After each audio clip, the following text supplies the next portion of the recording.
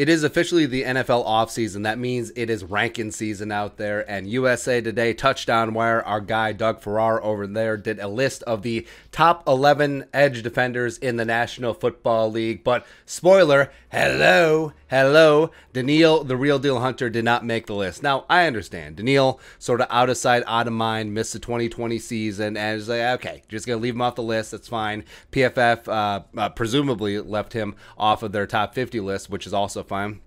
Sure, whatever. But just adding to the list. Even though I'm not going to put Doug on the list because he's a cool guy. He's an awesome writer as well. Gets really in-depth, really respect his work. But they missed. They missed on this list. So let's run through it. Karl Lawson of the Jets at 11. Understandable. I think he was underrated with the Bengals and him signing a pretty decent 3-year, $45 million deal with the Jets. The Vikings even touch base chasing Karl Lawson in free agency. I get it. I fully understand it. Fine. At 10, got Joey Bosa. Ooh! Joey Bosa at 10, ranked even below his brother, even though Joey Bosa is topping the edge rusher pay market. It's okay. Okay. 9, Chase Young. Yes, respect. Chase Young, the number 2 overall pick last year. Absolute stud. 9 might be a little bit too low. 9 might be too low. Ooh, Traeger. Yeah, Google ads just really getting at me. They know me, man. But yeah, Chase Young is just... He's a budding superstar. Just give him all the money right now. Washington is embarrassingly good. I mean, hell, you could even maybe put Martez Sweat on this list. I won't be mad at you. Number 8, Chandler Jones. Yes, Chandler Jones still doing it. Got hurt last year. But I was told that if you got hurt last year, it would impact your standing on this list, even though that wasn't implicitly said. But Danielle didn't make it. No, it's strange. Even though Danielle had better stats than Chandler Jones over the last couple seasons. Okay. 7. Got Nick Bosa. Yes, Nick Bosa of the Niners. Great against the run. He really gets after it. And for my money, I think that he will be a multi-time Pro Bowler as well as All-Pro. I think that he eventually will be a Hall of Famer. It wouldn't really shock me if both Bosas make the Hall eventually. That's how good they are if they do have staying power. Number 6, Emmanuel Ogbah. So first, kind of surprised. So Ogbah, who formerly of the Browns, signed up with the Dolphins last year, had an under-the-radar, really good season. I do respect the work that Doug puts in. So if he's putting Ogbah at 6, I mean, that makes my ears perk up a little bit. But I definitely respect and put a lot of weight behind this high ranking. It's 5. So Cam Jordan, the immortal one, Cam Jordan, he is definitely slowing down just a little bit, but an absolute stud at the left defensive end spot for the Saints. Great against the run. Selfless team leader as well. You do love that, even though he wears a stupid-ass jersey and a stupid-ass helmet.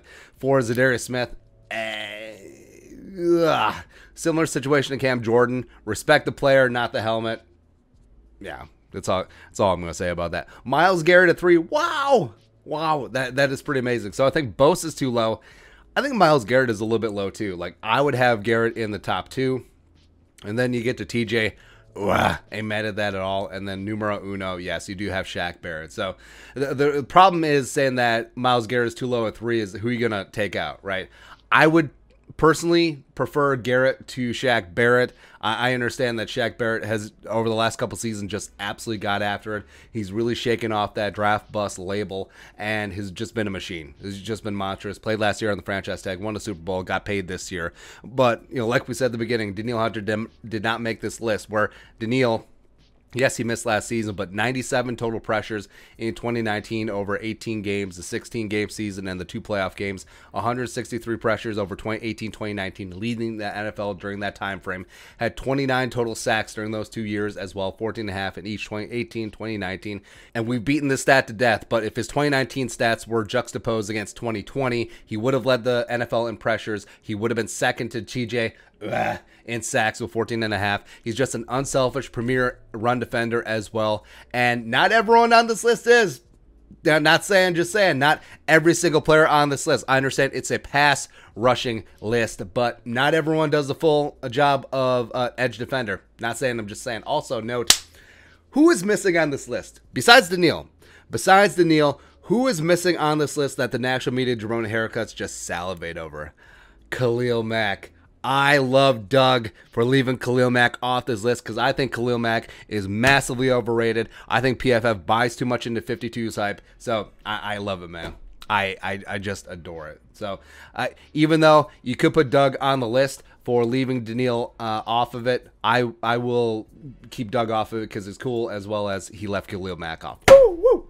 It's great times, man. It was great. Beer thoughts. USA Today disrespecting Danielle Hunter by leaving him off the top 11 edge rusher list. Let us know in the comment section below. Subscribe for daily Vikings takes. Want to support that work? Post on the Venmo. But until next time, Skol, production value.